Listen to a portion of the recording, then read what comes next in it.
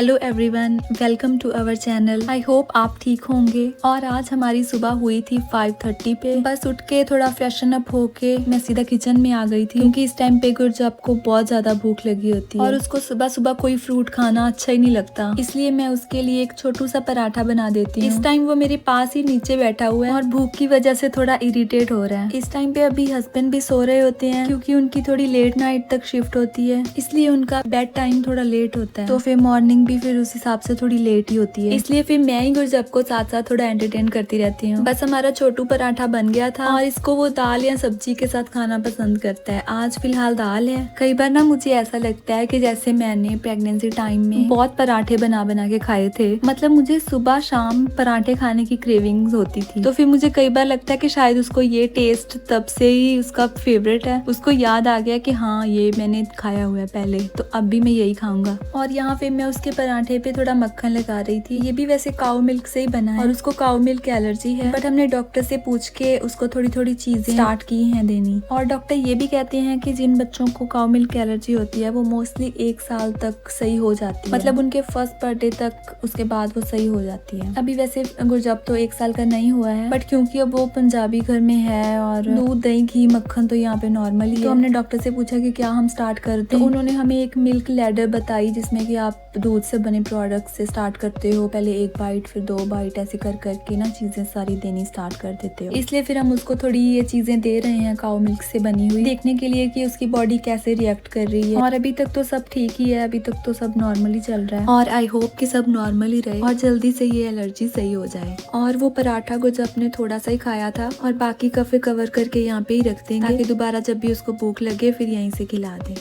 अब मैं आ गई थी किचन में। यहाँ पे जो बर्तन वगैरह धोने वाले पड़े हुए थे काफी थे, तो इनको अब धो लेते हैं। गुरजब को मैंने नीचे बिठाया हुआ है, उस पे भी थोड़ी नजर रखेंगे कि वो क्या कर रहा है। अभी वो ना ज्यादा टाइम अकेला बैठ के नहीं खेलता है, तो इसलिए फिर थोड़े थोड़े टाइम बाद में उसको थोड़ा सा उठा लेती हूँ गोद में और फिर 1-2 मिनट के बाद वो फिर से नीचे बैठ जाता है और अपना खेलने लग जाता है। इस तरह से फिर मेरे भी काम हो जाते हैं और उसको भी ज्यादा रोना नहीं पड़ता है, क्योंकि मुझसे ये बर्दाश्त नहीं होता कि वो बैठा रोता रहे और मैं ये सारे काम करती रहूं, क्योंकि यही टाइम है बच्चे के साथ भी बॉन्डिंग का, उसको सिक्योर फील कराने का। तो जितना हो पाता है मैं उतना ही काम कर लेती हूँ, बाकी का फिर उसके सोने के बाद या फिर अगले दिन ही करते हैं, क्योंकि मैंने अपना पूरा फोकस गुरजब पे ही बनाया हुआ है कि उसको मैंने सही तरीके से पालना है। क्योंकि रिसर्चर्स ये कहते हैं कि आप 1.5 साल तक बच्चे को टीवी भी मत दिखाओ, वो उनकी ब्रेन डेवलपमेंट के लिए सही नहीं है। तो मैं इसी बात को फॉलो करते हुए उसको इन सब से दूर ही रख रही हूँ। किसी दिन तो काम इजीली हो जाते हैं बट किसी दिन नहीं होते हैं, बट कोई बात नहीं है, अभी हम यहाँ पे दोनों ही हैं, मैं और हस्बैंड, तो इसलिए इतनी कोई ज्यादा टेंशन नहीं होती है कि काम अभी करने वाले पड़े हैं, बाद में हो ही जाएंगे। अभी हस्बैंड भी उठ गए थे और मैंने गुरजब को उनके पास बिठा दिया और ये कपड़े 2 दिन से धुल के मशीन में ही पड़े हुए थे, तो मैंने सोचा कि अब सही टाइम है इनको सुखा लेते हैं। हालांकि मैं यहाँ पे बाहर हूँ, बट गुरजब मुझे विंडो से देख रहा था और मेरे पास आने को कह रहा था। अब गुरजब का नैप टाइम हो गया था, वो सो गया था। उसके बाद उठ के हम हस्बैंड के साथ जाके ग्रोसरी ले आए थे। खाना बनाने में बिजी हो गए थे और ये सामान यहाँ पे ऐसे ही पड़ा हुआ था। हस्बैंड भी जॉब के लिए चले गए थे। अब फिर से मैं और गुरजब अकेले रह गए थे। अब ये सारा सामान समेटेंगे। ये काम भी बड़ा डिफिकल्ट होता है ना, ग्रोसरी संभालने का। इंसान जब मार्केट जाता है तो सब खरीद लेता है, बट आके जब संभालना पड़ता है तो बड़ा मुश्किल लगता है। आज वैसे इतनी ज्यादा चीजें नहीं थी, थोड़ी थी। अभी मैंने चीजें फ्रिज में ही रखी थी और गुरजब ऐसे कर रहा था कि मुझे जल्दी से उठा के कैमरा के पास ले जाओ। फोन में जो फ्लैश चल रही थी वो उसको पकड़नी थी जाके। उसको अलग ही एक्साइटमेंट हो जाती है लाइट देख के। मैं भी उसके साथ थोड़ी मस्ती कर रही थी, क्योंकि मुझे पता था अगर मैंने उसको हाथ लगाने दिया तो वो नीचे फेंक देगा। और इससे थोड़ा उसको ये भी सीखने मिलता है कि अगर कोई चीज ना भी मिले तो इट्स ओके। मुझे ऐसा लगता है कि अगर हम हर चीज बच्चे को पकड़ाने लग जाते हैं जब वो मांगे, तब धीरे धीरे वो ये सीखने लग जाता है कि मुझे ये चीज चाहिए ही चाहिए, मुझे ये मिलनी ही चाहिए। अगर मुझे कोई चीज नहीं मिली तो ये गलत हुआ। और 9 महीने के बाद बच्चे को थोड़े आइडियाज होने लग जाते हैं कि क्या करने से क्या हो रहा है, क्या करने से क्या नहीं हो रहा। बट ऐसा नहीं है कि हम उसको कभी भी कोई चीज उसकी पसंद की नहीं देंगे। कभी कभी कोई चीजें हम उसको देंगे, कभी कभी कोई चीजें हम उसको नहीं देंगे। इससे वो चीजों की वैल्यू भी करेगा। जैसे हम लोग कैसे बचपन में अपने फेवरेट टॉय को संभाल के रखते थे, हमें चीजों की कितनी कदर थी, पैसे की कदर थी। बट आजकल वो चीजें कम देखने को मिल रही हैं। बच्चे के आगे हर टाइम हर चीज हाजिर है, तो जो चीज जितनी इजीली मिल रही है उसकी उतनी वैल्यू कम होती जा रही है। और मुझे ऐसा लगता है कि कहीं ना कहीं जो हम हम बचपन में तरसते रहे हैं ना चीजों को,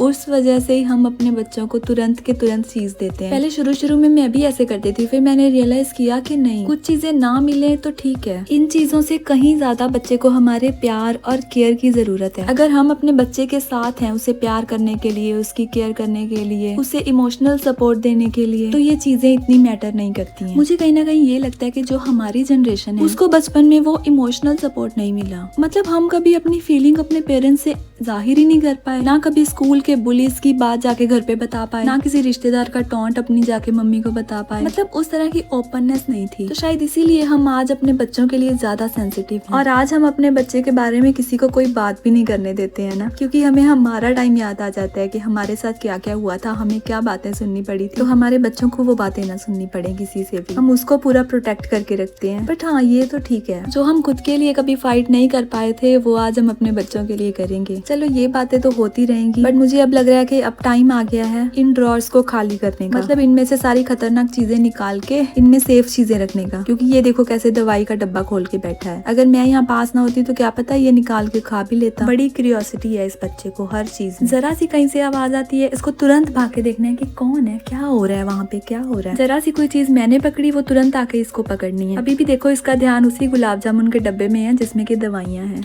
और पता है एक चीज और मैंने सीखी है, बच्चे को शूज या सैंडल नहीं पहनाने चाहिए जब तक कि वो खुद से चलने ना लग जाए। वरना हमारे यहाँ तो बच्चे को 4-5 महीने से ही ना सैंडल पहना देते हैं। बट डॉक्टर्स ये रेकमेंड करते हैं कि आप सॉक्स भी मत पहनाओ। बच्चा अपने पैरों की उंगलियों से बैलेंस बनाना सीखता है और फिर धीरे धीरे चलना सीखता है। बट हमारे वहाँ तो सैंडल या शूज पहना के बच्चे को वॉकर में डाल के घुमाते रहते हैं कि सारा दिन घूमता है। बट ये फॉरेन कंट्रीज में ना वो वॉकर भी सेफ नहीं माना जाता, वो तो बैन ही है यहाँ पे, क्योंकि कहते हैं कि उससे काफी एक्सीडेंट्स हो जाते हैं। बच्चा बहुत ही फुल स्पीड से भागता है और जो स्किल्स बच्चे को खुद से खड़े होने के लिए और खुद से चलने के लिए चाहिए वो डेवलप करने में वॉकर कोई खास हेल्प नहीं करता है। तो इसलिए यहाँ पे वो वॉकर यूज नहीं किया जाता। और ये देखो ऐसे रिबन्स या कोई केबल्स वगैरह ना चार्जर की, ये भी सेफ नहीं है बिल्कुल। इसको भी बच्चा गर्दन के आसपास लपेट और ये काफी डेंजरस हो सकता है। इसलिए अब ये चीजें भी उठा के ना ऊपर ही रखनी पड़ेंगी। किसी दिन अब ये सारे ड्रॉर्स का सामान शिफ्ट करेंगे, क्योंकि मुझे ना इसमें काफी डेंजरस चीजें दिख रही हैं। और हमारे डॉक्यूमेंट्स भी इसमें पड़े हुए हैं, तो वो भी उठा के रखने पड़ेंगे। और फिर यहाँ पे बैठे बैठे मुझे याद आया कि कपड़े भी सूख गए होंगे, तो उनको भी ले आते हैं। और ये गुरजब को देखो, मैंने सोचा चलो 2 मिनट बैठ जाएगा, बट कहाँ, उसको बस हर जगह मुझे फॉलो करना है। देखो कैसे घास में तैरता हुआ आ रहा है। मुझे तो इतनी हंसी आ रही थी, ऐसा लग रहा था कि किसी समंदर को भी पार करके मुझ तक पहुंच जाएगा। कई बार मैं सोचती हूँ कि ये टाइम कभी वापस नहीं आएगा ना, और ये टाइम बीतता भी बहुत जल्दी है। इसलिए कहते हैं कि हर मोमेंट को एंजॉय करो। बस कुछ दिनों में गुरजब 10 महीने का होने जा रहा है, और ये 10 महीने 10 दिन की तरह गुजरे हैं सही में। इसलिए अब से मैंने यही सोचा कि मैं हर मोमेंट को एंजॉय करूंगी और हर पल मैं उसके साथ बिताना चाहती हूँ। क्योंकि जितनी उसको मेरी जरूरत आज है वो शायद कल नहीं होगी, या जब बड़ा हो जाएगा तब उतनी नहीं होगी, बट जो बॉन्डिंग अब बनेगी वो हमेशा रहेगी। फिर जब मैंने किचन में आके देखा तो बर्तन फिर से काफी हो गए थे। अब इनको भी गुरजब के सोने से पहले जल्दी से धो लेंगे, क्योंकि फिर जब वो सो जाता है तो घर में कोई शोर नहीं हो सकता, क्योंकि फिर वो बार बार डिस्टर्ब होता है और बार बार उठ जाता है और उठ के रोने लग जाता है। बस अभी 6:15 हो रहे हैं और वो 7 साढ़े 7 तक सो जाता है। किसी दिन मैं उसकी नाइट रूटीन की भी वीडियो बनाऊंगी कि मैं उसको कैसे सुलाती हूँ जो वो रात को कम से कम उठता है। अब गुरजब तो मस्त हो गया है, अब मेरा फ्री टाइम है, थोड़ा मी टाइम है, जिसमें कि मैं अपना बैठ के आराम से खाना पीना खाती हूँ, दूध पीती हूँ, और इसी के साथ मेरा दिन भी खत्म हो जाता है।